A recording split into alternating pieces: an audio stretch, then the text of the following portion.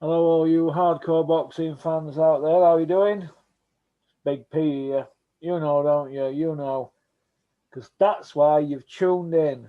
You have tuned in because you know that we say the things on here and we touch on boxing topics that no other YouTubers dare touch on, dare say, dare even dream about saying, because they're all stuck up everybody's hula hoop.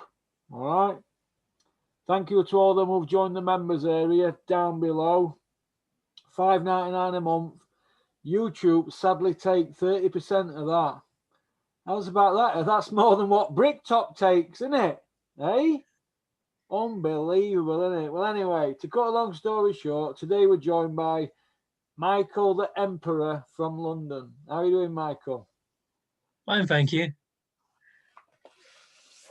How are you doing, Porky?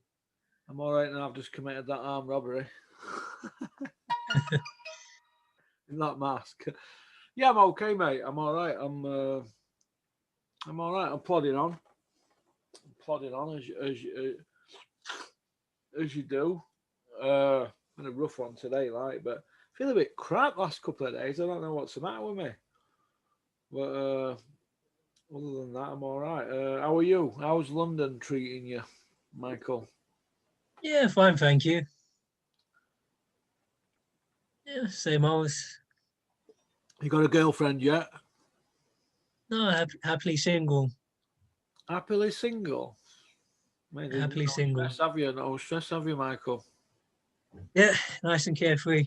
Don't ever set any women on, mate. They bleed you dry. Trust me. They take out when they first turn up. It's the wet and wild, and then they're like an hurricane in end. They take everything. It's whoosh. Take your house. Take half your money, and try and take half of your future earnings. So try not to set women on. Very expensive lesson. But Isn't that what happened to? Isn't that what happened to David Hay? Got divorced. His wife took half of his. He had to sell his gym apparently. Well, at the end of the day, right? David A got married and had a kid to someone, didn't she? She was a beautiful looking woman. I've met her and he wanted to cheat on her, didn't he? So that's what happens when you cheat on them. They come and take everything, mate. A woman scorns a very dangerous woman. So, best thing that ever happened to David A, that. You know why? Because it shows him that you can't treat people like that. So he'll learn from that, won't he? And he ain't got married since, has he? No, he's probably too broke now. Well, I've not been married. I have no plans on it, but I've come a few croppers in my time. But anyway, stay away from women. Wine, women, and song will get you in trouble. If you don't believe me, ask George Best and Alex Higgins. They both passed away at young ages. What were they, 60-year-old or someone? They passed somewhere around about that age. Okay, then. A lot of things have gone on in boxing since we last spoke, Michael. And you, obviously, I farmed you out onto members area, didn't I, for a couple of videos, didn't I? Yeah, you did, yeah. You didn't like that, did you, Michael, really? Could tell. You kept sending me text messages saying, where's my video out, Porky? I said, it's on members area. Have you not joined? No, I'm all right. You're not joined, kid. Members area? Don't be telling me you're hardcore if you haven't joined. You know. Anyway, no worries. Carl Frampton. What did you make of it? Well, I mean, I knew he was never really going to win the fight. I thought Jamal Herring was too big anyway. At first, I don't even know why they put him in that fight. I mean, Jamie Moore, his trainer. I mean, these guys, they've been in boxing. Surely you should have known the guy was too big, really. But see, this is the thing people sort of miss. When you sort of go to celebrity trainers, like your Adam Booths, Go to Adam Booth! You like that one, don't you? That's Ultratech Sports Rose one-liner. I stole it. Go to Adam Booth! Sorry, Ultra. No, I used to watch his videos. He's the one that started Ultra. that. Ultra's a legendary figure, mate. I love Ultra. I'd love to meet him. Ultra, I want to meet you. Yeah, but he started. As I said, you take your celebrity trainers, your Booths, Mayweather Senior, Dave Caldwell, whoever you want to name. there's only so much they can do with you. Like a trainer can guide you, they can add this and they can add that, but there's only so much they can do. And as you saw in the case of Jamie Moore, if I have to be honest, I've got to be objective. It's not about whether you like someone or not. Because I've met Jamie Moore before, I liked him, but in my opinion, is he good at the job? Not really. He seems to be underperforming. And so I've got no ill wish against him, but it's I guess like acting. You can see certain actors are better than other actors, so it's not a personal grudge, but it's Sylvester Stallone's not as good an actor as Robert De Niro, and yeah, I just think a lot of these British trainers that are underperforming. They're taking these fighters into these big fights, and there's something missing. They don't know how to prepare them, and we saw what happened. He got taken out by an uppercut. I mean, the uppercut didn't even look that hard. I mean, imagine if Herring had hit him full whack. It didn't even look that hard. I mean, is his legs gone? Because I mean, when you watch the Povetkin fight with Dylan White, going a bit off topic, Povetkin's legs were definitely gone, like before they even threw a punch. But yeah, I wasn't really impressed by the performance. Sorry to be harsh. Yeah. Okay. Obviously, I've put a video out today already about this, but I'm going to put this out probably Wednesday or something, yeah, on normal side of the channel, yeah, because I've got a lot. There's a bit of a backlog at the moment, but what I will ask you is, Jamie Moore said, and I quote, he's had a great camp, stronger, faster, quicker than a speeding bullet. We're eating kangaroo meat with spinach. Now, everybody says that, oh, great camp, this and that, but after the first 30 seconds, we all know that he never had a chance in this fight. He never won a round, did he? Did you give him a round? Because I didn't give him one round. No, if I'm objective, I'd have to say no. No, he had a bit of success for 30 seconds in one round and then backed off, retreated. It doesn't really mean anything. You've been boxing all these years. Of course, you're going to have a bit of success, but it doesn't win you fights. Do you feel that people like, and this is harsh, this is very harsh from me. You go on. This is harsh from me. Look, I can show you a picture here.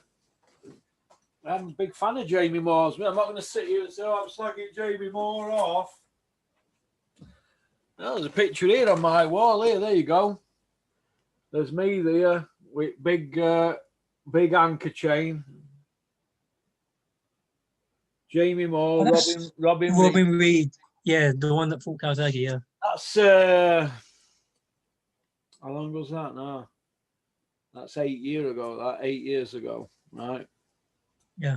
And I've always been a massive Jamie Moore fighter. I went to a few of his fights, especially when he fought Ryan Rhodes. I went to one of them. It was sold out. It were a right fight. I'm going back years and years ago when he first started out, but everybody said he was going to be the next big thing, didn't they? And he was an exciting fighter. But I think his style caught up with him. British Commonwealth European champion. I think he was ranked #1 by one of the organisations, but he never got his title shot, did he? But I was a massive fan, and I'm a big fan of his as a pundit as well. I think he breaks down things very good as a pundit. Yeah. But as regards a trainer, just because you come from a gym where somebody's been a great trainer, Oliver Harrison, don't mean to say that you're going to be a great trainer. Jamie Moore's got to learn his craft. He's had people handed to him on a plate, right? Maybe because he talks a good game on TV or on IFL, I don't know, but I see flaws in their makeup. Now, are they in it for a smash and grab? Are they in it to say, look, let's just get this kid patched up and let's get him out there and get him earning and get our cut? Or are they in it for boxing for the long haul? Because I'm not so sure now, looking at what I've just seen at weekend. What I'm saying now is what a lot of other people in the boxing industry are saying. And they're not giving me bullets to fire, because I'll fire my own bullets if I want. I'll say what I want. This is half my channel. I can do what I want on here. But I'm saying what I feel. And there's people in the industry that are saying, what are they doing? It's not the first time we've had this. We've had it with Martin Murray. They patched him up, didn't they, to get him in the Billy Joe fight. He never won a competitive 30 seconds of a 36-minute round. Now, breaking it down into 30 seconds, that's 30 seconds per round. Times that by 12, you've got 80 odd. You see where I'm coming from? He never won a 30-second segment in that Billy Joe fight.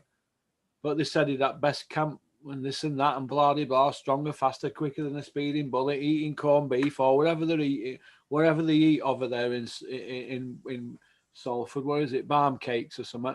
Whatever. Eating like an horse, training like a Trojan, training like a Spartan, whatever. He turned up, shot to pieces in a world title fight, shot to bits. Now, who made that fight? Well, Billy's MTK. Well, Martin Murray MTK. I think he were, wasn't he? So is MTK at fault? Are MTK at fault there? Jamie Moore's in the MTK, isn't he? So who's at fault there? Who is at fault? Are MTK are they just slipping by and nobody's saying a word about their matching or anything? Because I've just seen Frampton there. They did everything by putting him into the ring with a walking stick against a guy taller, half a foot taller, a foot longer arms, or 10-inch arm reach longer, bigger, and fresher, and all that. What that? Whose head's on chopping block here? That's what I want to know. Is it MTK? Are they at fault here? Is it Channel 5? Is it Jamie Moore? Who's at fault here? Nigel Travis, Jamie Moore, whoever is at fault for Frampton. Frampton's got too much class to come out and be critical. But in the cold heart of day, when he sits back and looks on this, 6 months down the line, he might think, do you know what? Them training camps, they weren't as intense as with McGuigan's and he weren't the same fighter. Training camps are not a jolly up. You can have a laugh when the time's right. They're not a jolly up. You're going to one of Peter Fury's training camps. You're not there to mess about. Although, fair enough, it's not nice walking around training camps treading on eggshells, but it's not a mess about. Having your mates round and all that. If you work on a building site, right, do all your mates want to come round and dig concrete out with you and all that? No, they don't, do they? So why do we have all these people hanging around, gyms and stuff like that? It's not a building site. It's not a youth club. Do you know what I mean? And I just feel that there's mistakes made here. MTK are supposed to be big hitters in boxing, aren't they? But nobody dares say anything about them, do we? We could all be critical of Eddie Hearn, Bricktop, Mick Hennessy, Dennis Hobson. They all cop it, don't they? I stick it to them all the time, but I praise them. What are we not supposed to say about this here? This has been going on. This is not the first time this has happened, is it? Martin Murray, that situation. Billy Joe won a world title in 2015. What have they delivered for him yet? Tyson Fury's never defended a belt yet. And what belt has he defended yet? They said this fight with Joshua were done in June. Daniel Kinahan's made the fight. Dan the Man, 2-fight deal. 10 months ago. So what is going on here? What is going on? Are we not allowed to ask these questions here? Are we supposed to be filling our nappies about these? We're all supposed to be scared of these people or something. What's going on? We're hearing a lot of chat, but we're not seeing anything being done, are we? What are we seeing done? What are we seeing done here? We're seeing a lot of chit-chat. That's all we're seeing. Patching Frampton up to send him to gallows to get a payday. Who's in on that? Whose idea were all that? Is this what's going on? I don't want to see crap like that. I've seen enough of it with that Martin Murray carry on, and that was Jamie Moore on Jamie Moore's watch. Now we've just seen another one. We've just had a Tommy Coyle one up with Algieri. He shouldn't have been nowhere near Chris Algieri, Tommy Coyle. Tommy Coyle's got a Commonwealth title and a Central Area belt to his name. He shouldn't have been nowhere near ring Chris Algieri. Do me a favour. It were a disaster waiting to happen. That's another one of Jamie Moore's, isn't it? How many more is there? What we're going to have people retiring and stuff like that? Or that Akwit Najib or something, not making weight. What's going on in that camp? Are they boxing trainers or are they just yes men? Do this, do that. What's going on? Are they going to come out and say who's at fault here for Carl Frampton going in there with a guy who looked 5 weights bigger than him. Who's at fault? Frampton looked flabby and fleshy to me. That's what he looked like, mate. Who's at fault? Who's at fault? I don't want to hear all this. Oh, I don't want to see him take one punch too many and all that and safety and all that. It's a fight. I've seen people with their eyes hanging off and that's still in. Do you think Peter Fury would have pulled Huey out like that? No, he wouldn't have done.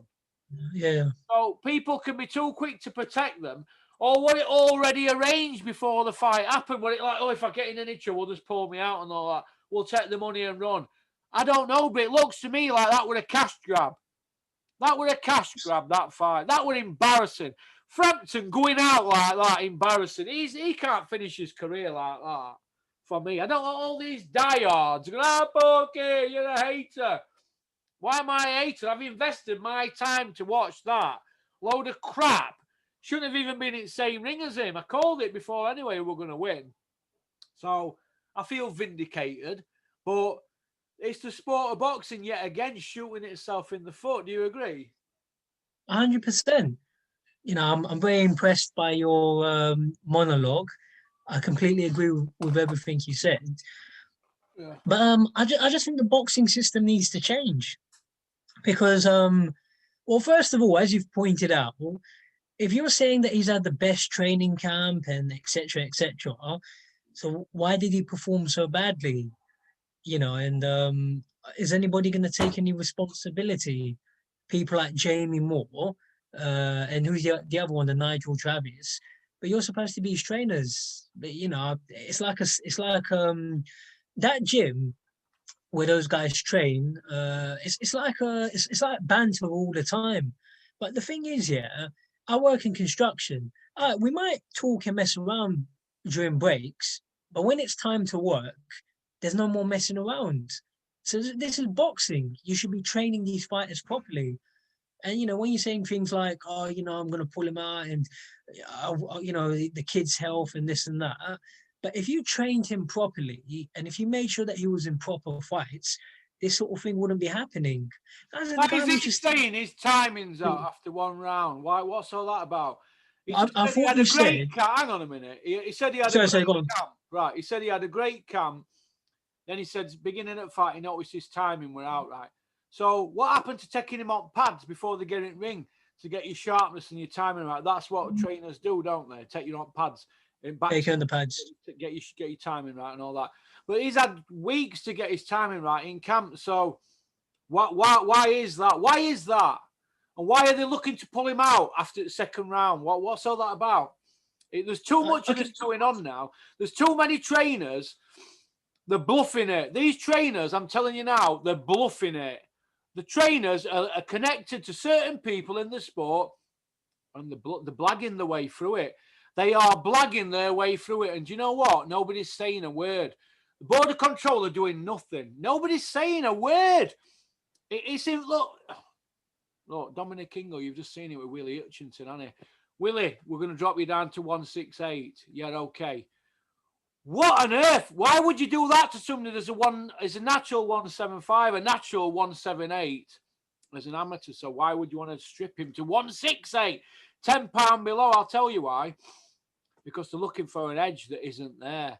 They've seen a deficiency in that Willie Hutchinson, England, is for, oh, we're not going to be able to hold our own at 175. We'll boil him down and we'll do this, we'll eat this, do this, and we'll strip this off him. And look, weak as a kitten, got smashed up, didn't he, by Lennox Clark. Who's at fault here? What sort of trainer does that? And don't forget, that Dominic Ingle's done that before. He blew He blew Kell Brook up to 160 for Golovkin and then boiled him down to 147. And then had him up to 154 and up and down till he didn't know where he were going. Right? He didn't know what he was doing. He still don't know what he's doing now. He's a busted flush, isn't he? He's not even a gatekeeper, Kell Brook, now. He's in that bad condition. So I blame Ingle for that, and I'm blaming Jamie Moore for Frampton. I am. I'm blaming him for putting him in. He's put him in that ring in that condition, and then he's coming out saying, "Yeah, we've had best camp ever. Oh, his timing's out in round one, and I had to pull him out to save him and all that. Save him. People were talking about him like he were a favourite. Are you having a laugh? Were there only me who saw it who were going to win? Has anybody seen Frampton's performances since he left Shane McGuigan? They've been shocking, mate. They've been absolute shockers, mate. Shockers. And we've seen it with a few of them, haven't we? Rocky Fielding, what's happened to him? What has he done with Rocky Fielding? Not got him paid against Canelo. Put him in with Canelo. What's all that about? Payday. Eh? Payday. They put him in with Canelo, and he's not fought since 2019 now, has he? He's one fight since Canelo, which was 2018. Tommy Coyle, we've spoke about Tommy Coyle. He shouldn't have been anywhere near Chris Algieri. Frampton shouldn't have been in that ring overnight. He should have been tucked up in bed at home, retired months ago. He should have gone months ago. Should have gone. So that, to me, looked like they all wanted to get paid. Oh, we can all get paid. It's one more run, innit? We'll all get paid. Everybody's on a jolly up, aren't they? Everybody's looking after themselves. Nobody cares about the fighter, do they? What if Carl Frampton had got injured? We'd have all been upset and all that. But 14 days later, it'd have been forgot about, wouldn't it? It'd all been forgot about. Yeah, we're going to do this for sport. We're going to do that. 14 days later, nobody cares. Does anybody mention Scott Westgarth? No. Nobody mentions Scott Westgarth now, do they? Glyn Rhodes has to wake up every single morning and think about Scott Westgarth, and them other lads up there, Tommy Frank, Sheedy and Fuki and all them. Nobody mentions Scott Westgarth, but everybody were going to do wonders for him when him and his family, when they died. They were going to do wonders. All they did was shit cucumbers, mate. Nobody gives a hoot. No, but it's just talk. People say things. They blag their way. They bluff their way through things. But it was like the other one, Patrick Day. People, when things happen, people will say the right thing, what sounds good. But what are you systematically doing to change the system of boxing? So you can say that, oh, we're going to change it and we're going to prevent deaths. Okay, but what have you actually done? Nothing. You know, it's just, it continues. I'm sick of it. You know, I'm watching that and I'm thinking, look at this here. Put this kid here, Frampton. After the first 20 seconds, you could see he never had a cat in hell's chance of winning. His arms looked like they were cut in half at the side of that other geezer's, didn't they? No, the geezer's height, range, weight. He had everything on him. He didn't have as many miles on clock as well. Sad to see, but yeah, he's had his best camp and all that. Look, them people, Jamie Moore, you should be embarrassed putting your fighter out in that condition like that, embarrassed. It's just like you're patching him up and getting him ready for meat market. That's all it is. Let's send them to meat market. It's like, it reminded me of Klitschko's, with all these promoters sending the fighters to meat market with Klitschko's. That's what it reminded me of, being fed to Vladimir, all of them. And that's what that was at weekend. And I think the people connected around Carl Frampton all need to hold their heads, hang their heads in shame, all the lot of them. They take that from me. Should. Well. And they could take that. No, they should. Yeah. But as I say, he was never really going to win the fight. He's just, the size difference is too much. I'll give you an example. I sparred about a few years ago, when Ted Bammy used to train Isaac Chamberlain and those sort of guys. I sparred one of his fighters. It wasn't Chris Congo, it was someone else. The guy I was sparring, he was a professional. He was told not to throw any punches back. I was allowed to do whatever I like. I punched him. I threw my hardest shots at him. I hit him to the body. I hit him to the head. But remember, he was told not to throw back. He took all my punches, no problem. And that was that. Now, as an example, what I'm trying to say, if someone's too big for you, realistically, you're not really. This is what I'm trying to say about Frampton. Herring's too big for him. He's going to take Frampton shots, but Frampton can't take his shots. Because, I mean, you look at that size difference. What kind of fight is that? You wouldn't see that in the amateur. Like, who agreed to do that fight? And take Frampton. Why did you agree to get in there? Did you really think you were going to win the fight? But obviously, fighters are just, I guess they just do what they're told. But someone needs to take responsibility for that fight because it's just too big for him. He was never going to win. You know? Yeah, somebody needs to take responsibility, but they're not going to do. Frampton, no doubt, will have been paid already, and he'll have paid Jamie Moore and his sidekick, Fireman Sam. So they've been paid now, and they're looking for their next payday now, off of whoever's in the stable or whoever they're looking to train next. and it's a vicious circle that we're living. So are they in it for money, or are they in it for the love of the sport? Money. Money. There you go. Okay, then moving on. Fury Joshua. Fury Joshua. It's not announced yet, is it? Obviously they're saying it's announced and this and that. What do you think's the hold up with it? What do I think the hold up?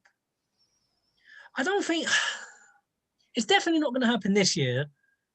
The question is, what do I think's the hold up? Oh, okay. The most obvious example, or the most explanation, well, everything's still in COVID. So people, if they wait for that fight to happen next year, they'll stand to make a lot more money. Let's just take the Saudis here. If you're going to pay 100 mil for a fight, or however much, if you're going to pay that much money for the fight to gain publicity, would you do it in this current climate that people aren't allowed to fly? So the publicity is limited. So I'd say the most logical explanation, they'll make more money if they wait. But that fight's not going to happen this year. No chance. Yeah.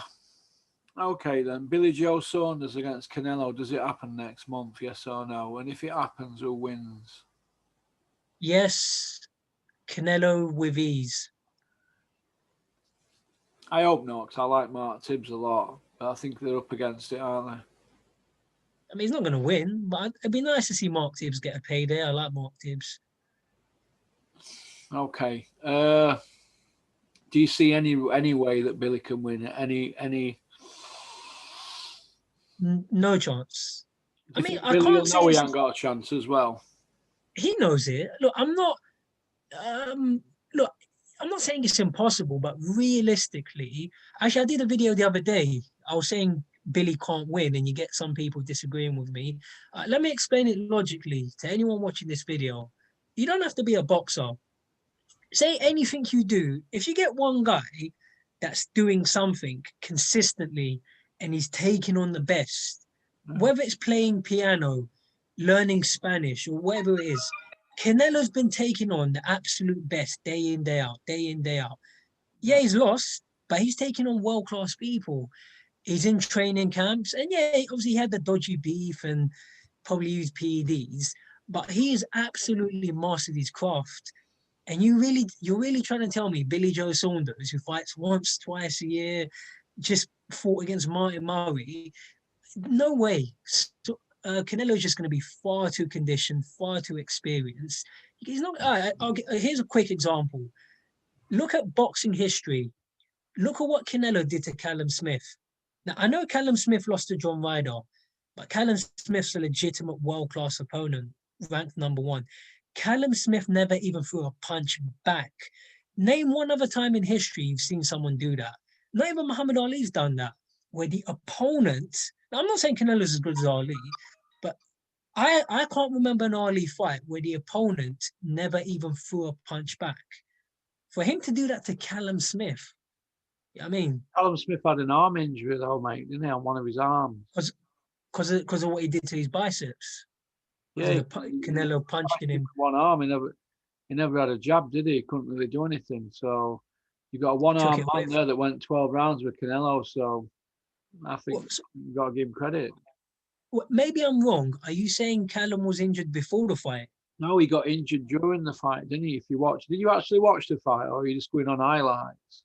No, I've seen it, of course, but I saw what Canelo did to his back. He got injured early in the second round with his arm. I think that was part of your pokey homework.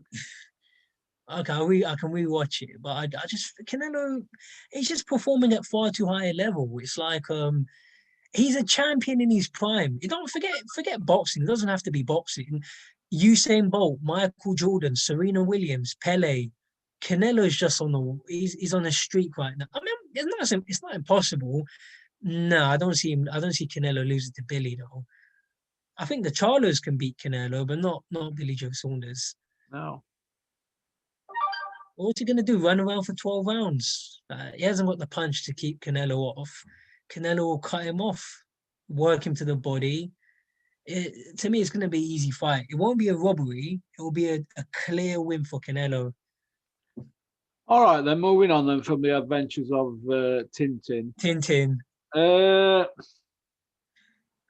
Ebony Bridges against Shannon Courtney. It's like Pamela Anderson against Shirley out EastEnders, isn't it? Who do you think is going to win? I don't really know a lot about them. I've seen what videos I can find of Bridges. I've seen most of Shannon Courtney's fights. You probably have to say Shannon's likelier to win. But has she fought anybody? I think one of the girls that Shannon Courtney fought was half her size. But anyway, I think Ebony can pull it off. I think she's a live opponent. She's desperate. She's got nothing to lose.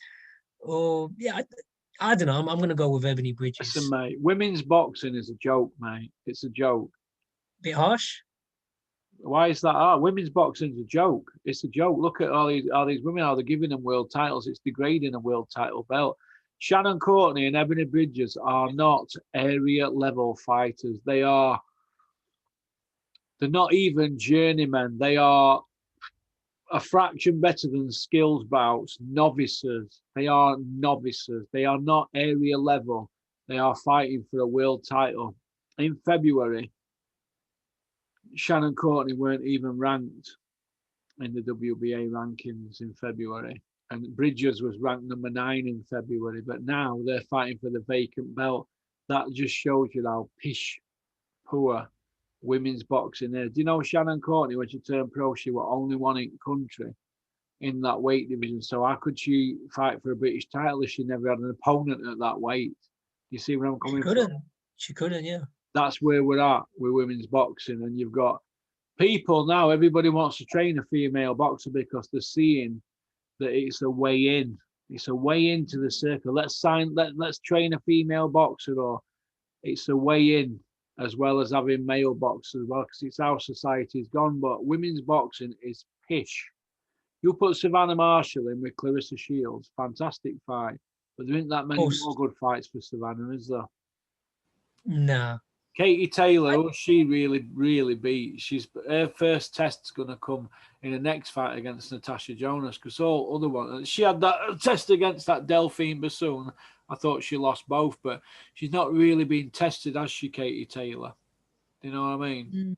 Apart from Persoon, Darlene Persoon, however she's called, and now Natasha Jonas. So that'll be 3 fights out or whatever she's had. So she's not been tested. So that's how I look at it anyway. The women she fights, though, a lot of them, there's not a lot of money in women's boxing. So logically, a lot of these women in boxing, well, they can't train full time. You're not making enough money to pay bills. So I know loads of professional boxers. I know heavyweight boxers. They work. They can't just box all the time unless you're getting sponsorship. You got, so that's the problem. Yeah, as you said, there's not a lot of depth in women's boxing.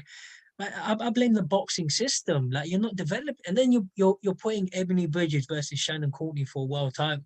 Yeah. Look, if I can get an interview with Eddie Hearn this year, I'm gonna grill him on, because it's the system you got to blame. You can't blame the individuals. It's not, they're not really world class, like, if I'm honest. I wouldn't interview him if my last meal depended on it. I'm over him and off him, or whatever you want to call it, because these people, they don't fly straight, do they, mate? That's bottom line. They don't fly straight. We need someone like you to grill them. What? Why? What? Nobody's. If I had Eddie Hearn here now, I wouldn't even be bothered about interviewing him. But if I had to do it, and people were saying, "Come on, play the game, Porky," I'd say, "All right." I'd ask him 10 questions, and he won't be able to answer me them. I'd ask him 10 questions, and I'd have backup for whatever answer he give me. I'd have it all wrote down here ready. And he'd cry off like the little girl that he is, like a little sissy. That's what he'd do, wouldn't you, Eddie? You sissy. But, okay then.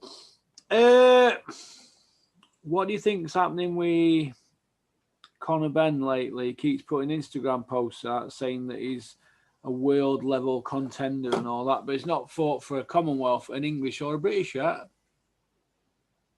And that's just the way boxing is. These guys, they jump the levels. I think he's showing good potential, but Against who's his best win? I don't even know because a lot Tell of me these Conor guys. Benn. Tell me his best 3 wins. His best 3 wins. I think the last win against the one that fought Porter, I thought that was deep, but the guy wasn't really there to win though, was he? Formella. Is that his career Formella. built around beating Formella? He hasn't really fought much, has Right. So he? he's beat Formella, right? So that's one. Well, so that's his best win. Who's his next 2 best wins? I can't remember their names now because I watch these fights, but they don't really stand out, do they? Piano, and he dropped him twice in it, and I had him losing that one, but they give him that one, and then he beat him in rematch. But is that it?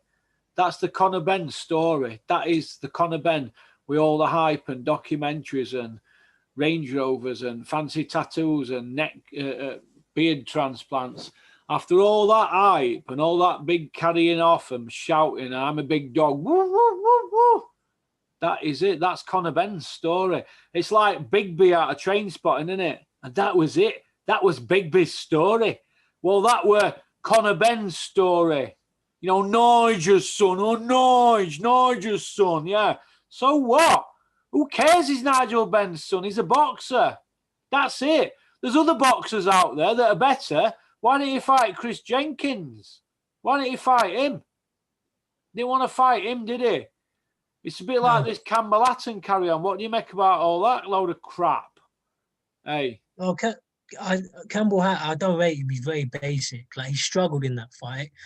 I'll say straight up, Campbell Hatton's not going to get anywhere in boxing. I say it to his face. I don't mean to be rude, but his granddad will be getting a slice of cake though, won't he? Pound note. But this is the problem with boxing. People get opportunities based on being famous, based on being able, but it doesn't mean you can fight. It's look, you can get in there, you can have a bit of a mess around. Like if you're Ricky Hatton's son, yeah, you can have a spar in the gym and Ricky can tell the pros, go easy on him, he's my son. But it doesn't mean you're gonna reach a certain caliber. It's like anything else. Not everyone's gonna become the greatest stand-up comedian in the world. Not everyone's going to become the president of the United States. But a lot of these fighters, they're trying to tell you that, oh, this guy is going to become the undisputed champion. He's the next Ali. He's the next. Do me a favor, like just because your dad's famous. What was his name? Chavez. Look what happened to Chavez's son. I mean, we all know what Julio Cesar Chavez Sr. is capable of. But we saw what happened with his son. Chavez's son knocked out Andy Lee. It shows you what Andy Lee's level is. And I'm not being this. Look, everyone's got a level in life, whatever it is. There's nothing. But when you're trying to shove people down our throats and you're trying to tell me, oh, Campbell Hatton's gonna do this or Conor Benn's, well, are they even gonna achieve what Audley Harrison achieved? I mean. It's just frustrating because you don't get this in any other sport. Any other sport, the best play the best. Right, listen to me. Go on. Right, Audley Harrison won a gold medal at Olympics, a gold medal at Commonwealth Games, and a European title in pros. Now, that's what Audley Harrison won. Are any of these ever going to get a gold medal in the Olympics or a Commonwealth? No. Or are they going to get they're not good enough. Title as a pro? No, they're not going to achieve half of that. Yeah. And that's being generous. Yeah. Okay, but they're trying to shove it down your throats. It's like with me. A quick example. Yeah, I've boxed around a bit. I've sparred a bit. I'm not going to sit here with all these roadman killer stories, Michael. Yeah, I mean, look, I know what I'm doing. If you put me in the ring, don't get me, Michael. If you put me in the ring with like a civilian or a non-boxer, take white collar boxers, they're very easy for me. But I'm not going to sit here and lie and say that I can become the next European professional. I can't, you know what I mean? They lie to you. As you saw the Carl Frampton fight. 1 minute you're saying his training camp was great. Next minute you're saying, oh, we're going to, I mean, you're lying to us. You're trying to tell us that something's caviar when it's not.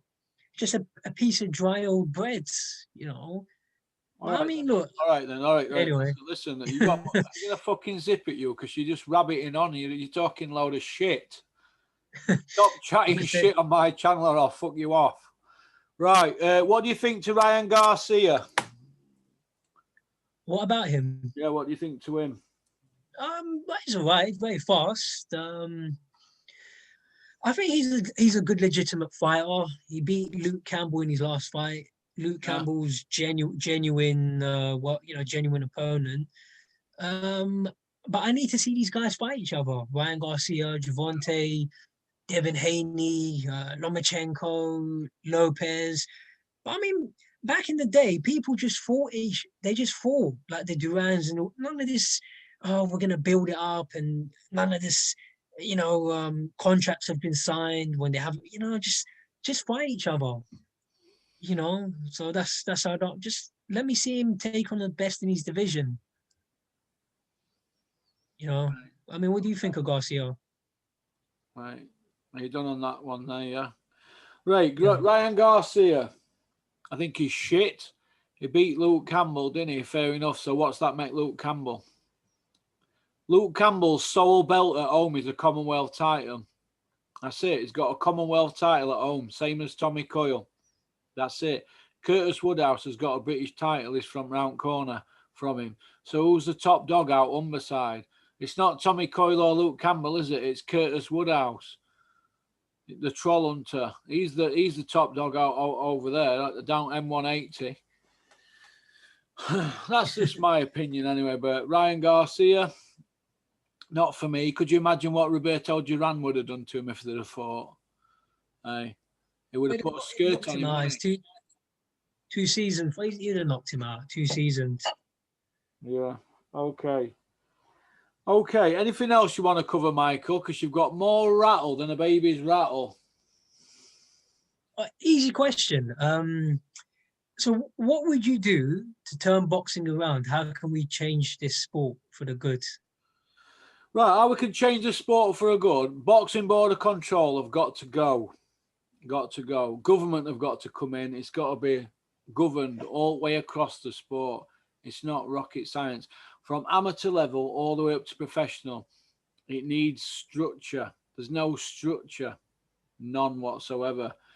Promoters control sanctioning bodies. They control governing bodies like Board of Control. The Board of Control may make out that they do, but all the rules are designed for it all to be manipulated. For example, why do we have mandatories? Mandatories are so that everybody can work their way up the rankings and get their world title shot, so the world champion can't hide from it. But if some of the other belts are freed up by his promoters, other fighters, they can manipulate it and maneuver you and swerve around people so that they don't have to have the proper fights. All that's got to stop. Otherwise, we're just going round in circles. What's the point in having a mandatories?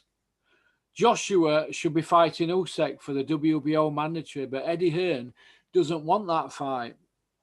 We know that for a fact. It's come back to us through somebody at Sky. Now, Eddie Hearn doesn't want the Usyk fight because Usyk probably beats Joshua, doesn't he? So if he beats Joshua, the bubbles burst, aren't they? The Fury fight goes. So what's the point in having mandatories? Why don't you just free that belt up and let Usyk fight Joyce? Because they want to keep all the belts, don't they? They want to have the cake and eat it. All that's got to stop. And the only way around it is for the government to get involved and start it all the way up. We can't have people like the Boxing Board of Control getting paid £18,000 a week and putting it all through as expenses. They're having the time of their life, them 5 or 6 people there. We can all live like that, can't we? Hey? Wow. £18,000 a week last year were put through the books.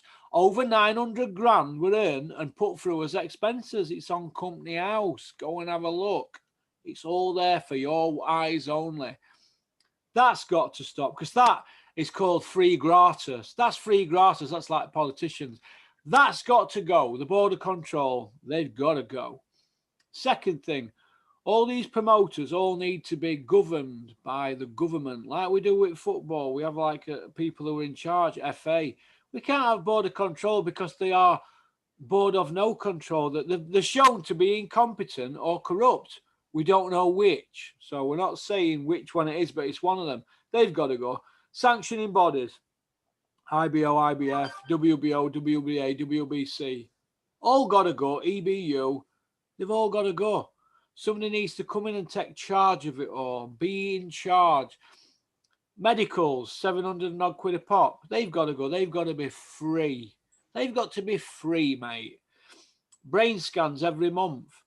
After every session, sparring, you need a brain scan. That's after every session, every day. Each gym, affiliated trainer needs one of them scanning machines in gyms throughout the country for anybody who spars. They've all got to have them.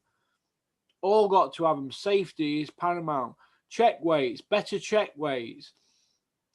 Trainers that are not managers as well. Just have a trainer. Why do we need a manager? Why can't fighters manage themselves? The trainers can always give them advice, can't they? But trainer manager, I don't like that. There should just be a trainer. Yeah, trainer can manage as well, but they have to arrange a certain fee what they're going to pay each other. If it's 10% all the way through, fair enough. But don't get to big money, then say, well, I'm not paying you 10% now, I'm paying you 2% or 5%. It's got to be structured better. But we've been saying this for years and we're going around in circles. When it come to divvying up the government's money, what happened? Boxing weren't even on the list, were it? Yeah, it couldn't be Bob, I remember. They gave it to ground cream bowling, bridge, fishing, tennis, golf, rugby, polo, badminton, not badminton as in whacking it with a shuttlecock, the horse racing, show jumping and stuff like that. You name it, everybody got a slice of cake except boxing. And why is that? Because everybody involved in boxing would have just kept the money anyway, wouldn't they? Could you imagine getting a check out at board or England Amateur or whatever, thousands of pounds? Expenses. It would have gone down for expenses, but nobody would have seen a penny of it. So in a way, I'm glad. But we now know what the government thinks about it. It's because of people in the sport that have been feathering the nest for years, and you people know who you are. You know who you are. But I want to see pensions for fighters. Well, I don't want to see kids I see my age, for example, and he won't mind me saying this. He's Dave Jules, he's called. His name's Dave John. But if you go on BoxRec, it's Dave Jules. He's the guy who Peter Fury had one professional fight against. Dave Jules. Dave Jules, he's ended up falling on hard times. He's got no income. And I'd like to see some of the people like that. I know he's going to miss out that, but if they start it from now, there could be something there for him. For example, when you're a professional footballer, you get a pension, every week, whether you've played in low divisions or whatever. I know footballers now who are my age who've got a job in day for council and that, but they've also got a pension. So they've got pension coming in and they've got the council wage coming in, and they're in a good position, aren't they? But because they put the time in as footballers now, I don't see anything like that for boxers. Now, I saw a lot of chit chat from Barry McGuigan years ago. Hey, we're going to do this, going to do that, and what other one? And I like Barry McGuigan, by the way. Who the other one? Nicky Piper. He were going to do this and going to do that. Look, they were going to do wonders. All they did was shit cucumbers. They didn't do nothing, mate. A lot of chatting and a lot of petrol expenses and a lot of lunches and that, but a lot of shit. Not got done. Something needs to be done. Now, Robert Smith's been saying it for years, but Robert Smith pays people lip service. Robert Smith, right, has got it off to a fine art now. They've had a good living out of this job. Hey, listen, he's had a good living. Yeah. But these people have got it down to a fine art now of sponging off the system. Like politicians, they sponge off the system. They're sponging off boxing. You name it, they're doing it. Your Robert Smiths, your Sadiq Khans, your Diane Abbotts, all that shower of crap. They're all at it, mate, let me tell you. That one in Doncaster, what's she called? Caroline Flint. They all live in big houses, all these people. Free gratis. It's all got to stop. This week, border control got to stop. MTK were going to do wonders when they come on board, weren't they? What have they done? Same as everyone else. Can't even get biggest fight in boxing sorted. Supposed to have £1 billion. They're supposed to have £1 billion, aren't they? MTK, billionaires and all this. They can't get Fury Joshua on, can they? They haven't been able to get Billy Joe Golovkin on, have they? What's going on here? Is talkers and the smoky bacon walkers. That's why I don't take anything I hear in boxing. I take as a pinch of salt. For what's the other thing somebody mentioned to me? Dennis Hobson's supposed to be bringing an app out for his shows. You can watch it on an app. Well, I've heard that for years off Dennis. Look, till I see it, I don't comment on it. What? Dennis put a press release. Put Dennis Hobson MTK press release. June 2018, we're working with MTK. I says, what you put that out for? Oh, we're working with MTK. I says, we won't be. We are. Well, 3 years later, Dennis hadn't put a show on with MTK. There's talkers and the smoky bacon walkers. It's not Dennis's fault. It's because somebody's probably said something to him and he's put it out and then look stupid after, don't you? There's a lot of shit gets chattered by a lot of people in boxing. I call it the shit chatters. People come into my company at shows and say, go away from me chatting shit. Don't believe me, ask Mick Whale, because he don't put up with it either. So don't come near me chatting shit. Shit chatters. There's loads of them. I don't want to hear it. Till I see it done, I don't take anything as gospel. And if you have that mindset, you'll move forward in boxing. For example, I told everybody last Feb dinner that Joshua and Fury weren't going to happen because he tied to Wilder. Everybody said I were a hater. Well, 15 months down the line, Joshua's not, Fury's not thrown a punch, has he? And neither have Wilder, have they? He's got to fight Wilder, mate, so that they can hold it out, do what you want. They've got to fight Wilder, hasn't he? But Al Heyman and Shelley Finkel are squeezing the life out of Bob Arum and MTK and Tyson Fury, Frank Warren, squeezing them to death. Because 15 months for Frank Warren's main star, he hasn't been out, has he, for 15 months? Think about it. No. And everything I said come true, and everybody said, "Oh, you're a hater." Well, now people might start listening in the Dark Destroyer. So I think that's about it, really. We've covered a lot of things. Have you anything you want to say and close with, Michael, before I tell you to get gone? Last fucking talking, rabbiting on shit. Go on. Last quick one. Is Eddie Hearn destroying fish eyes? Is Eddie Hearn dominating British boxing? Well, first of all, we don't call him Eddie Hearn. It's Eddie Hills. The 4-0. Free by way of. Ricky. Free by way of. Kicking my one-liners. You're getting like Harley Marshall. And the other one, Fish Eyes. We don't call him old Fish Eyes now. It's Brick Top. Brick Top. Feed him to the pigs. I think that Brick Top will always be in boxing because it's in his heart, in it, and all his family, they're all boxing people.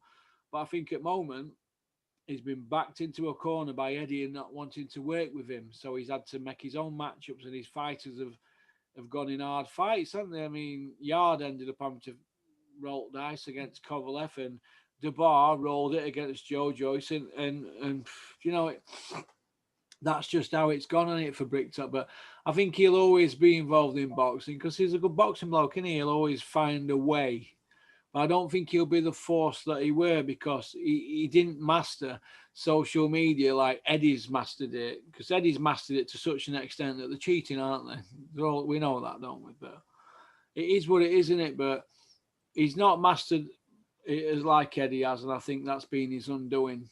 And if Eddie's got that casual audience of 250,000 people that are willing to buy any pay-per-view because they can afford it, and whenever they've got that, they're always gonna pinch money, aren't they, in boxing? That's how I look at it. So I don't know.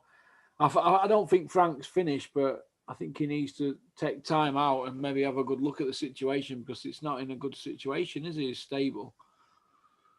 No, of course not. What do you think, Michael? No? Well, no, I agree with you. I mean, don't get me wrong, Frank's still got some time in boxing, but obviously Eddie Hearn's dominating. You know, he's got Joshua, he's working with Canelo. Eddie Hearn's still fresh and ambitious. He's expanding all the time. They got shows happening, Italy, Spain. We'll see who Eddie Hearn signs with now. I think he's probably going to go with the zone full time. But his shows are excellent. I mean, if you look at that was too. His people skills, his showmanship is excellent. He knows how to get people excited. Also, I'm not saying Eddie Hearn does put on bad shows, of course, but he can get away with it. You know, he still knows how to sell shows. Whereas with Frank, whenever he's got a bad show, it puts a lot of pressure on him. And I think he's got millions of pounds of debt. You know, if you go on Company's House. But yeah, you know, He we'll see does what right if he happens. can get away with it. Well, I mean, what he does is he shuts his company down. And he opens a new one, and you know the amount of people that he's sued or sued him, or you know, it's bizarre. Yeah, he's not really someone you'd want to do business with, Frank. You know, a year down the line, you end up getting sued for nothing. You know, I mean, he actually once threatened to sue Krug and Cassius. He does right, I would. Coogan tried to Yeah. sue me, didn't he, and James, until Dennis nipped it in bud. True story, that, innit, Cougs? 2016, October. Well, it is what it is. Right. Thanks for coming on, Anyway. Michael. You've been a real tonic. We'll get this out Wednesday or Thursday. Be out in the next couple of days. But thanks for coming on. I hope you're all going to be all right. How's your new job? Are you settling in all right? Everything's fine, thank you. Enjoying it? Thanks for asking. Yeah, it's just fine. Yeah, getting on with it. You like it? Whoever pays the bills. Are you living on your own now? No, I still live with my mum for the moment. Still living with your mum, age 29? Well, I mean, London prices, I've moved up before, but like London prices are just like rents out of control. I might try and have a chat with Sadiq Khan, try and get him to calm the London rent down. You know. Jeez. Okie doke. Anyway, moving on, mate. You take care. Cheers, mate. All right, bye. Take care. Take care. Bye bye. I thought you were going to blow me a kiss then, Michael. Jeez, God. All right, pulling teeth. That I wish I could pull mine out. Could go a train through that gap there, couldn't I? Another 11 weeks to go. So that's about it, really. If anybody's offended by anything we've said on here, I don't give a hoot. So get gone, jog on, whatever. That's about it, really. Thanks for joining members area. Thanks for liking and subscribing and leaving a comment. Did you know 52% of you last week watched my videos and you don't even like it or you're not even subscribed? 52% of you. And you've got to click a button. It's not rocket science, is it? You know what I mean? Putting myself out there online here. You know what I mean? Nobody else does what I do they? I sure have seen a spider on the wall earlier. Be on edge all night now. All right. Peace out.